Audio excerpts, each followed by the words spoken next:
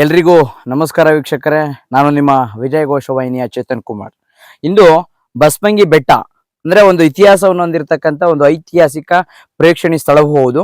ಇದು ಬಸ್ಮಂಗಿ ಬೆಟ್ಟಕ್ಕೆ ಬರ್ತಾನ ಒಂದು ಆಂಜನೇಯ ಸನ್ನಿಧಿ ಇದೆ. ಆ ಆಂಜನೇಯ ಸನ್ನಿಧಿಗೆ ಮೊದಲನೇದಾಗಿ ಬಂದಿರತಕ್ಕಂಥ ಪ್ರವಾಸಿಗರು ಮತ್ತೆ ಭಕ್ತಾದಿಗಳು ಆಂಜನೇಯ ಸನ್ನಿಧಿಗೆ ಹೋಗ್ತಾ ಏನ್ ಕಾಣ್ತಾ ಇದು ಮೊದಲನೇ ಮುಖ್ಯ ದ್ವಾರ. ಹೀಗೆ ಬಂದಂತಹ ಭಕ್ತಾದಿಗಳು ಮತ್ತೆ ಪ್ರವಾಸಿಗರು ಮೇಲೆ ಹೋಗ್ತಾರೆ. ಇಲ್ಲಿ ವಿಶೇಷತೆ ಒಂದು ಬಸವಣ್ಣ ಇದೆ ಅಂದ್ರೆ ಅಲ್ಲಿ ಅವರು ಬಸವಣ್ಣಿಗೆ ಹೋಗಿ ನೆಡ್ತಕ್ಕಂಥ ಒಂದು ವಾಡಿಕೆ ಇದೆ. ಹಾಗಾಗಿ ಇಲ್ಲಿನ ಸ್ಥಳೀಯರು ನಮ್ಮ ಜೊತೆ ಭರತ್ ಕುಮಾರ್ ಅಂತ ಇದ್ದಾರೆ. ಅವ್ರನ್ನ ಮಾತಾಡಿಸ್ತಾ ಇದ್ರ ಬಗ್ಗೆ ಇತಿಹಾಸವನ್ನ ಮೆಲ್ಕಾಕನ. ಸ್ನೇಹಿತರೆ, ನೀವಿರೋದು ಇವತ್ತು ಬಸವಂಗಿ ಬೆಟ್ಟದಲ್ಲಿ.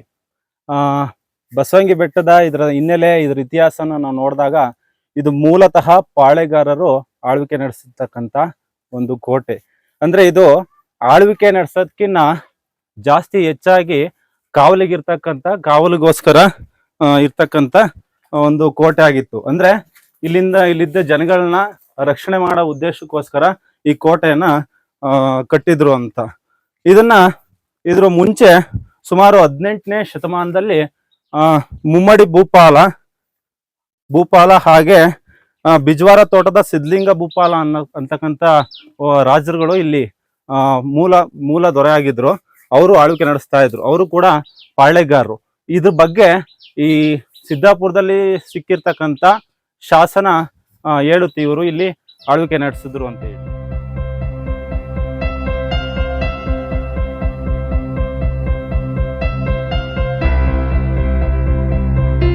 ಬಹಳ ಕಷ್ಟ ಆಗ್ತಿತ್ತು.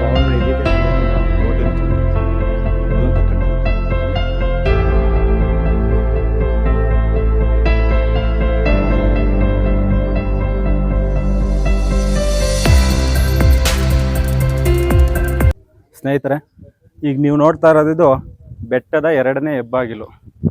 ಇಲ್ಲಿ ನೋಡ್ರಿ, ಅಲ್ಲಿ ಹೂವಿನ ಚಿತ್ರದಲ್ಲಿ ಎಂಟ್ರೆನ್ಸ್ ಅಲ್ಲಿ ಹೂವಿನ ಚಿತ್ರ ಕಾಣಿಸ್ತಾ ಇದೆ. ಇದು 2ನೇ ಹೆಬ್ಬಾಗಿಲು. ಇಲ್ಲೆಲ್ಲ ಕೋಟೆಗಳು ಆಲ್ರೆಡಿ ಅಲೆ ನಶಿಸಿ ಹೋಗ್ತಾ ಇದಾವೆ. ಯಾಕೆಂದ್ರೆ ಇದನ್ನ ಉಳಿಸ್ಕೊಳ್ತಾ ಇರೋರು ಯಾರು ಇಲ್ಲ, ಉಳಿಸೋ ಪ್ರಯತ್ನ ಯಾರು ಮಾಡಿಲ್ಲ. ಅದಕ್ಕೋಸ್ಕರ ಸ್ವಲ್ಪ ಹಾಳಾಗ್ತಾ ಇದೆ. ಯಾವುದೇ ಸರ್ಕಾರದಿಂದ ಅನುದಾನಗಳು ನಿಮಗೆ ತಿಳಿದಿರೋ ಪ್ರಕಾರ ಇಲ್ಲ, ಯಾವುದೇ ಅನುದಾನ ಇಲ್ಲ. ಇದನ್ನ ಯಾಕೋ ಲೆಕ್ಕಕ್ಕೆ ತಾಂಡಿದ್ರೆ ಇನ್ನೂ ತುಂಬಾ ಇಂಪ್ರೂವ್ ಆಗೋದು. ಯಾಕೋ ತುಂಬಾ ನೆಗ್ಲೆಕ್ಟ್ ಮಾಡಿದ್ರು. ಇಮ್ಮಡಿ ಚಿಕ್ಕ ಭೂಪಾಲ ನಂತರ ಇದನ್ನ ಆಳ್ವಿಕೆ ನಡೆಸಿದ್ದು ಮತ್ತೊಬ್ಬ ಪಾಳೆಗಾರ ಯಾರು ಅಂದ್ರೆ ಬೂದಿ ಬಸಪ್ಪ ನಾಯಕ. ಇವನು ಈ ಕೋಟೆಯನ್ನು ಆಳ್ವಿಕೆ ನಡೆಸ್ತಕ್ಕಂಥ ಪ್ರಮುಖ ಒಂದು ದೊರೆ, ಒಬ್ಬ ನಾಯಕ ಪಾಳೆಗಾರ. ಇವನೇ ಈ ಕೋಟೆಯನ್ನ ಕಟ್ಟಕ್ಕೆ ಕಾರಣ. ಮೊದಲು ಇವನು ಮಣ್ಣಿಂದ ಇಲ್ಲೇ ಸ್ಥಳೀಯವಾಗಿ ಸಿಗ್ತಕ್ಕಂಥ ಮಣ್ಣು ಕಲ್ಲುಗಳಿಂದ ಈ ಕೋಟೆಯನ್ನ ಕಟ್ತಾ ಬರ್ತಾನೆ. ನಂತರ ಈ ಕೋಟೆ ಕಟ್ಟಿ ಇಲ್ಲಿನ ಸ್ಥಳೀಯರಿಗೆ, ಇಲ್ಲಿನ ಜನಗಳಿಗೆ, ಇಲ್ಲಿನ ನಾಗರಿಕರಿಗೆ ರಕ್ಷಣೆಯನ್ನು ಕೊಡ್ತಾ ಇರ್ತಾನೆ. ನೆಕ್ಸ್ಟ್ ಅದೇ ಕಳೆದಂತೆ ಮೈಸೂರು ಸಂಸ್ಥಾನವನ್ನು ಆಳ್ವಿಕೆ ನಡೆಸಿರ್ತಕ್ಕಂಥ ಮೈಸೂರು ಸಂಸ್ಥಾನ ಆಳ್ವಿಕೆ ನಡೆಸ್ತಕ್ಕಂಥ ಹೈದರಾಲಿ ಈ ಕೋಟೆಯನ್ನ ವಶಪಡಿಸ್ಕೊಳ್ತಾನೆ. ಯಾವಾಗ ಅಂದ್ರೆ 1768 ಸುಮಾರು ಆಸ್ಪಾಸ್ನಲ್ಲಿ ಈ ಕೋಟೆಯನ್ನ ಅವನು ವಶಪಡಿಸ್ಕೊಳ್ತಾನೆ. ಆ ಕೋಟೆಯನ್ನು ವಶಪಡಿಸ್ಕೊಂಡು ನಂತರ ಇದನ್ನ ಇಟ್ಕೆ ಮತ್ತೆ ದೊಡ್ಡ ದೊಡ್ಡ ಕಲ್ಲುಗಳಿಂದ ಅವನು ಅಲ್ಲಿನ ಸೈನಿಕರ ಸಹಕಾರದಿಂದ ದೊಡ್ಡ ಇಟ್ಕೆ ಮತ್ತೆ ಕಲ್ಲಿನಿಂದ ಇದನ್ನ ಕಟ್ತಾ ಹೋಗ್ತಾನೆ.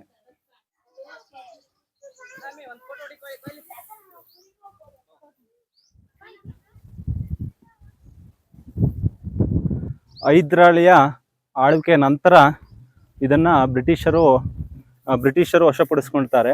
ಆದ್ರೆ ಈ ಕೋಟೆಯನ್ನ ಅವರು ಕೆಲವು ಉಪಯೋಗ ಆಗ್ತಕ್ಕಂಥ ಕೋಟೆ ಮಾತ್ರ ಉಳಿಸ್ಕೊಂಡ್ರು. ಆದ್ರೆ ಈ ಗಡಿ ಭಾಗದಲ್ಲಿರ್ತಕ್ಕಂಥ ಕೋಟೆಗಳನ್ನೆಲ್ಲ ಅವರು ಹಂಗೆ ಕೈ ಬಿಟ್ರು. ಅದಕ್ಕೋಸ್ಕರ ಒಂದು ಕಾಲ್ ಭಾಗ ಅಲೆ ಹಾಳಾಗ್ತಾ ಹೋಗ್ತಾ ಇದೆ ಇದು ಕೋಟೆ. ಇನ್ನೊಂದು, ಈ ಕೋಟೆ ಹಾಳಾಗೋಕೆ ಮುಖ್ಯ ಕಾರಣ ಏನು ಅಂದ್ರೆ ಇಲ್ಲಿ ನಿಧಿ ಸಿಗುತ್ತೆ ಅಂತ ಹೇಳಿ ಇಲ್ಲಿ ಕೆಲವೊಂದು ಸ್ಥಳೀಯರ ಆಸೆ. ಇದು ನಿಧಿ ಇದೆ, ಇಲ್ಲಿ ಹುಡುಕರು ಸಿಗ್ತತೆ. ಸುಮಾರು ವರ್ಷಗಳಿಂದ ಇಲ್ಲಿ ರಾಜರು ಆಳಿದ್ದಾರೆ, ಯಾವ್ದಾದ್ರು ನಿಧಿಗಳನ್ನ ಊತಿರ್ತಾರೆ ಅನ್ನೋ ಉದ್ದೇಶಕ್ಕೋಸ್ಕರ ಇಲ್ಲಿ ಬಂದು ಕೋಟೆಗಳನ್ನ ಒಗೆಯೋದು ಮತ್ತೆ ಅಲ್ಲಿನ ಕೆಲವೊಂದು ಅವಶೇಷಗಳನ್ನ ಒಗೆಯೋದು, ಈ ತರ ಎಲ್ಲ ಮಾಡಿ ಕೆಲವೊಂದೆಲ್ಲ ಇದು ಮಾಡಿದೆ ಅಂತ ಹೇಳಿ ಸುಮಾರು ಅಗ್ದು ಇಲ್ಲಿನ ಅವಶೇಷಗಳನ್ನ, ಇಲ್ಲಿ ಕೋಟೆಗಳನ್ನೆಲ್ಲ ಕೆಡವಿ ಒಂದು 40 ಭಾಗ ಅಲೆ ಹಾಳು ಮಾಡಿದ್ದಾರೆ. ಇನ್ನೊಂದು ನೀವು ಇಲ್ಲಿ ಒಂದು ಚಿತ್ರ ಕಾಣಿಸ್ತಾ ಇದೆ. ಇದೊಂದು ಇಲ್ಲಿ ಕೋಟೆಯಲ್ಲಿ ಆಳ್ವಿಕೆ ನಡೆಸ್ತಿರ್ತಕ್ಕಂಥ ಆ ಸಂದರ್ಭದಲ್ಲಿ ಒಂದು ಅವಶೇಷ. ಅಂದ್ರೆ ಇದು ರಾಗಿ ಕಲ್ಲು. ಅವಾಗ ಸುಮಾರು ಇಲ್ಲಿ ಇರ್ತಕ್ಕಂಥವ್ರೆಲ್ಲ ಸ್ಥಳೀಯರೆಲ್ಲ ಸೇರಿ ಇಲ್ಲಿ ರಾಗಿಗಳನ್ನ ಅವ್ರನ್ನೆಲ್ಲ ಒಕ್ಕಣೆ ಮಾಡಿ ಇಲ್ಲಿ ರಾಗಿನ ಇದು ಮಾಡ್ತಾ ಇದ್ರು. ಇಲ್ಲಿ ಕೋಣಕ್ಕೂ ಮತ್ತೆ ಹಸ್ಗುಣ್ಗೆಲ್ಲ ಕಟ್ಟಿ ಈಗ ಸುತ್ತರಿಸ್ತಾ ಇದ್ರು ಈ ರಾಗಿ ಕಲ್ಲನ್ನ. ಈಗ ಇದರಲ್ಲಿ ಇವರು ಇಲ್ಲಿ ಒಕ್ಕಣೆ ಮಾಡ್ತಾ ಇದ್ರು. ಇದೊಂದು ರಾಗಿ ಕಲ್ಲು ಈಗ ಉಳ್ಕೊಂಡಿದೆ.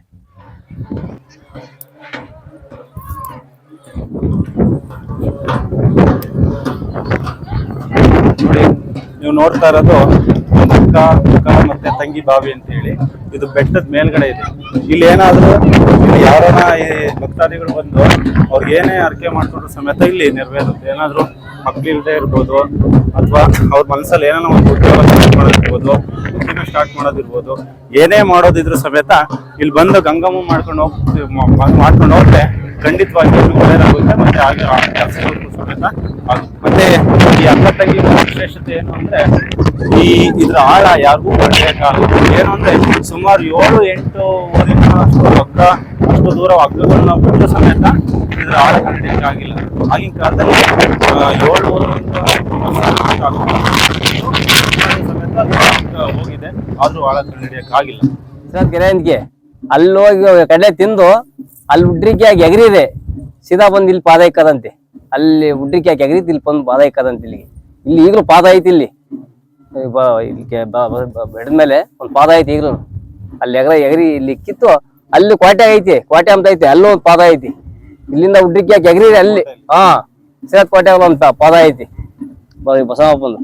ಇದು ಅವಾಗ ಅಲ್ಲಿ ಎಲ್ಲ ಒಟ್ಟು ಗಲಾಟೆ ಮಾಡ್ಕೊಳ್ಳೋ ಹೊತ್ತಿಗೆ ಈ ಬಸವಪ್ಪನ ಏನ್ ಮಾಡ್ರು, ಬಸವಣ್ಣನ ಸರಪ್ನ ಹಿಡ್ಕೊಂಡು ಸರಪ್ನ ಕಟ್ಟಿ ಹಾಕಿದ್ರು.